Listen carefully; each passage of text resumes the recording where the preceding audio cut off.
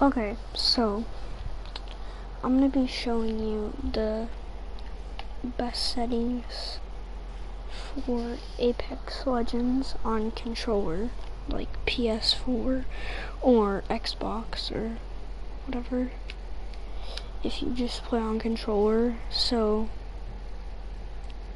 yeah, basically you go to your settings, and in your gameplay, if you played Fortnite a lot, then you want to change the damage numbers to floating. It has it on stacking for default, which would show like how much damage you did like for every shot, but it wouldn't like put it all in one number. But if you played Fortnite a lot, I'd recommend you putting it on floating, which is what I use. Now for the ping opacity, I put it on faded, so like if you're just walking around and your teammates are just peeing stuff, then the mark doesn't get in your way, it's just transparent. I know that really doesn't matter, but I keep it on faded or default, it doesn't matter. You need to keep obituaries on because this is like, you don't have to, it's probably a good idea because it shows you like how many kills you have, and yeah. For incoming damage feedback, I put it on 2D and 3D both because like it shows you just both of the ways. Like when you're shooting someone, it just shows like both 2D and 3D like dimensional indicators. So yeah, I like it on that.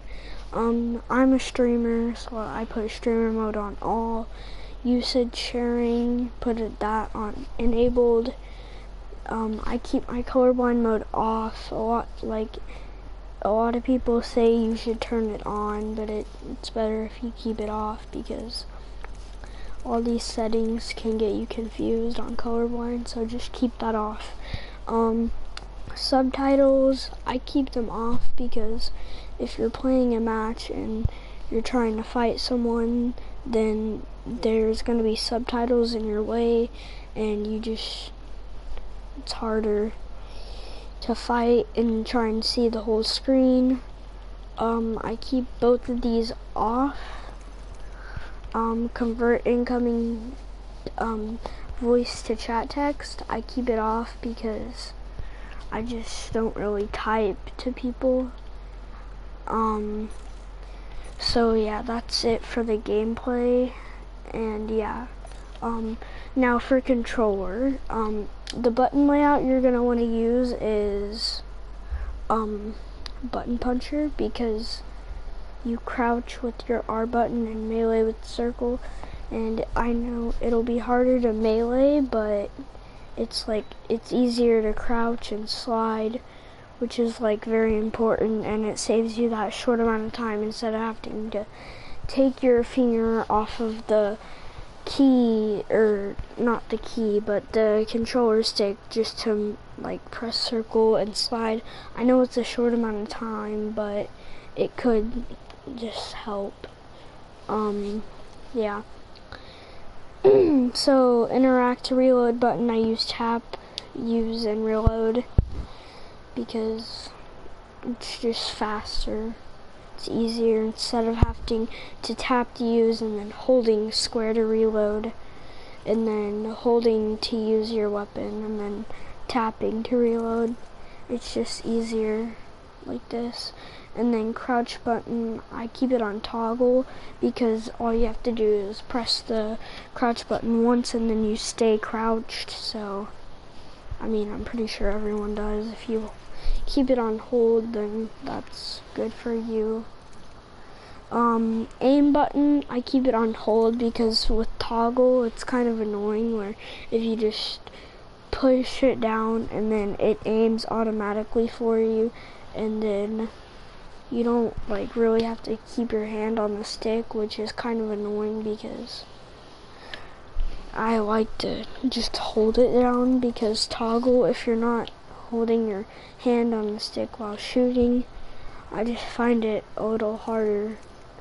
just not even aiming at anyone, just pressing it once and then it stays aimed.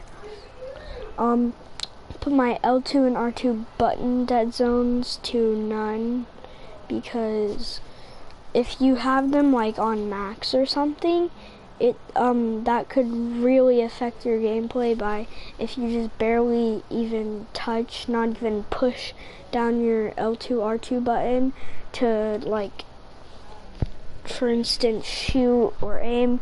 They're very sensitive, and if you even touch them, it aims and shoots. So I just keep it on none, so like if you're holding it, then it's not as sensitive and it won't just shoot for no reason and stuff. Now for the sensitivity, you can either keep it on a 5 and a 5 or a 4 and a 3, and I used to have a 4 and a 3, but then my friend told me to up my sensitivity, so I'm using a 5 and a 5. 4 and a 3 is pretty good. Like I think it's very good, and yeah, I think this is what you should use. I'm not sure yet if 5 and a 5 is better than 4 and 3, but I'd say 4 and 3 is pretty good, because having a lower sensitivity would mean, like, if you're aiming at someone, then you're gonna have a better chance because you're not moving super fast. You're moving pretty slow to look at them just easily and just pretty smoothly. So, yeah. Now, response curve, I keep it on steady or classic. Those would be the best ones, because fine aim, if you have it on fine aim, it just gives you like gradual adjustments, which you don't want that because it makes your dead zones on your R3 and L3, it makes those very sensitive, and it moves your aim when you're not pressing it. High velocity, it moves it a ton, and linear is just like raw input, which is terrible. So I say steady or classic would be the best. Now I've seen people use classic or steady. I use steady because I think it's the best. Look dead zone, that would be none, because as I said, when you're trying to look around, your buttons are going to be really sensitive and they're going to be looking around a lot when you're not touching the stick, so you want that on none so you can have just the most control over your aim. Because if you had it on large and you had it on high velocity, then your thing is just going to be moving crazy when you're not even touching it. Movement dead zone, I put that on small because you don't want to be drifting when you're not touching the stick, and just I think that you just only increase it if you need to, because I don't really think that you're gonna need to, but if you have to, then do it. If not, I suggest you keep it on small. Inverted look, this gets on my nerves because I don't really use inverted. Some people can use it. If you're inverted, then go ahead, use it. But yeah, if you're inverted, you can go ahead and use it, and yeah, if you're inverted, it's when... Cash, you ready? You waiting on me? I didn't know you were waiting on me. Where is it?